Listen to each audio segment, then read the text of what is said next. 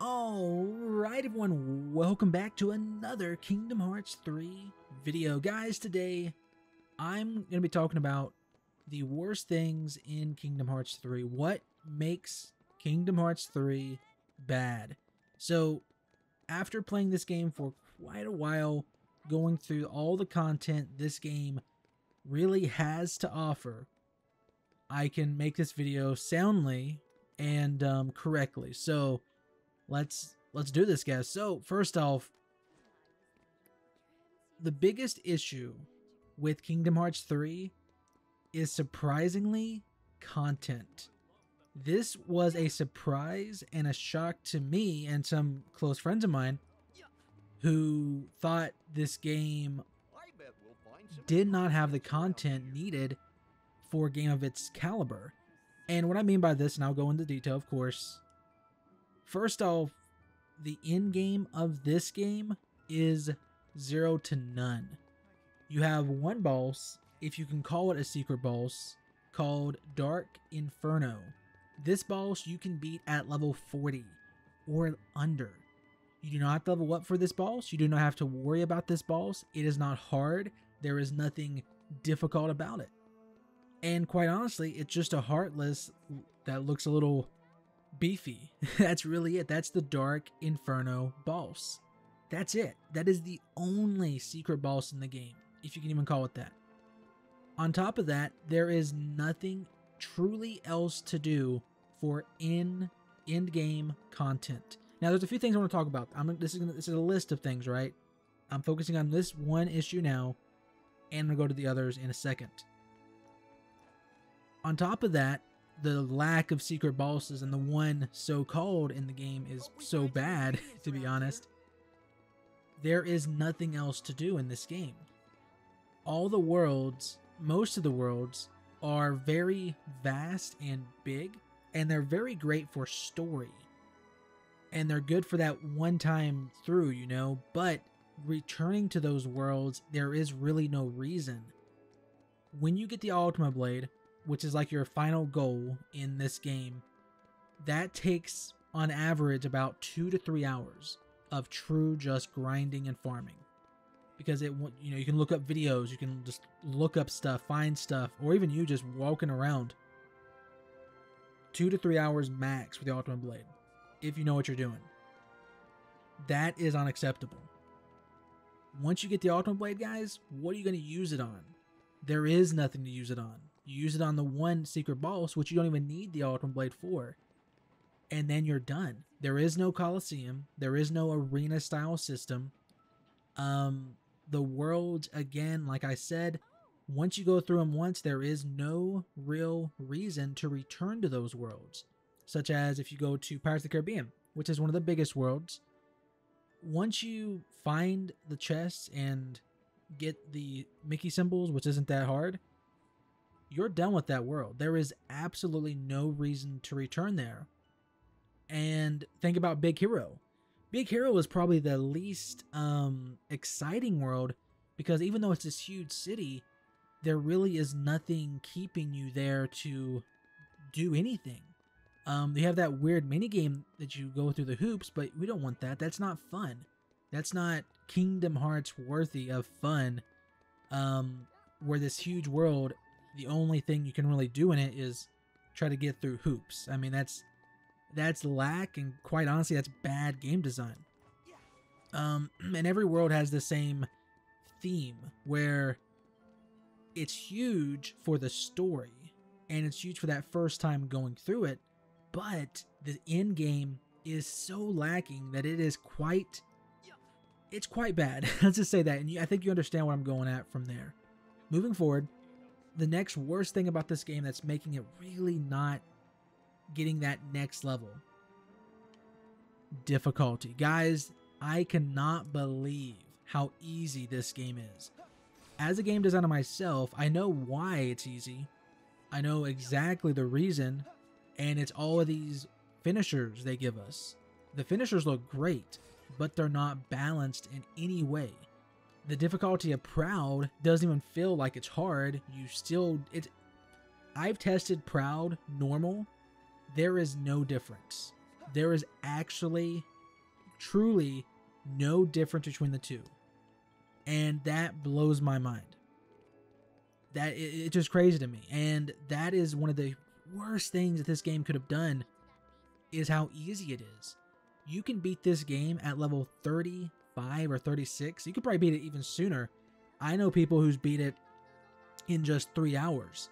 So with that said, the difficulty of Kingdom Hearts 3 is not just easy, it's too easy. It is like a kid's game, which is not what this game really was at the heart of it. So the difficulty needs to be fixed. It is too easy. They need to get rid of the attractions. They need to get rid of most of the forms. They need to make it very difficult to get forms. They need to really make the game harder for the player and make it just more difficult. So the difficulty is a mess. The in-game content is 0 to none, guys. It is seriously bad, because once you get the Ultima, you've done everything in this game, to be honest. You've done it all. There is nothing else to work for. Once you get it, it's like, why did I get this in the first place if there's nothing to use it on? At least in previous installments, you had the Colosseum, you had multiple secret bosses, you had multiple things you could do that made the game last. Like in Kingdom Hearts 2, for example, the final mix that came out just a few months after, it had nearly 20 secret bosses. It had a huge Colosseum with 7 or 8, however many, I forgot the exact number, of just cups you can go through. Then you have the hard versions of the cups. You had all of these weapons you could get, and you can farm weapons from people. You had the Mushroom 13. You can get crowns for Sora. You had so much content, and that game was 2005. This game is truly unacceptable with the amount of content that is given to us. And it's quite disappointing from Tetsuya with the content that we are provided in a Kingdom Hearts game. Because even if it's Kingdom Hearts, guys, you have to think, a game is still a game. If it does not keep with the tradition of what the game is, then something happened along the way to make it that. The next really just bad thing, and this was something that I really surprised me in a way, the lack of worlds. If you actually look at this game, everyone, you only have 7 worlds, like 7 real Disney worlds or Pixar worlds. That's it. That is still crazy to think, because in almost every single game there's been 10 plus worlds. This game only has 7, and 2 or 3 of them are very short linear worlds, such as Frozen, Monstropolis. Tangled's pretty big, actually, so I want to talk Tangled. Or Big Hero. Even though it's open, it is so linear. And that's it. If you think about, well, what about the smaller worlds? Well, there is really none. Winnie the Pooh, which is right here, is one small area, and it's only there for that nostalgia effect of Winnie the Pooh. And you can do it for food, but that's not really a world, because even in the previous games, you had a goal for Winnie the Pooh. In this game, there is no goal. So that, from that point of view, you have 7 worlds. 3 of them are just lacking in content altogether.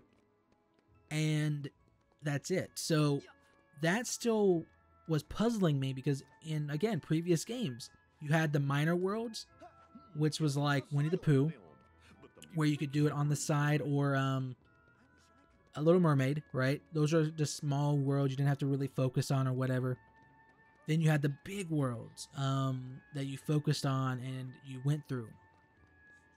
So there's a lot of little things, guys, because I will say, like, these, I'm just talking about the bad things about Kingdom Hearts 3, right? And it is in-game content, lack of worlds, and difficulty. If I'm going to talk about the good things, you know, I will say the story's great. The gameplay's never been better. The movement, the graphics looks one-on-one with the actual movies, animated movies, which is crazy to me. So all that stuff is great. You know, the actual game for a single player, one time playthrough, don't even worry about nothing, is okay. It's okay. But from a game that it is, which is Kingdom Hearts, which has in-game, which has looting, which has an RPG element to it, which makes you want to go look and search and do all this cool stuff, right? It is lacking in every aspect. And then the game is too easy for you to actually enjoy if you're trying to make it difficult. And please don't tell me, equip the 0 XP. Guys, that doesn't matter. The 0 XP perk, that is called fake difficulty. That is called forcing the player to have to do something, which really doesn't make the game more harder, because you can still do everything the game has to offer. It doesn't give you that those little buffs. So yeah, that does not really make the game more difficult. It is just a fake quick way that game designers try to make it like, oh, it's so much more difficult, but it's really not. But everyone, that is my video today. There's a few other things, that I would say that needs to be fixed. But overall, I think I covered most of it in this video. If you agree with me, drop a like down below, subscribe. This one is a weird one, right? Because Kingdom Hearts 3, it's so good on one aspect, but then it has so many little aspects that just fall incredibly short. It is quite insane to me. But guys, stay tuned for some more videos in the future. Don't forget to join the Discord channel down below in the description if you want to just hang out with the community. And as always, this has been 2x2, and I'll see ya next time.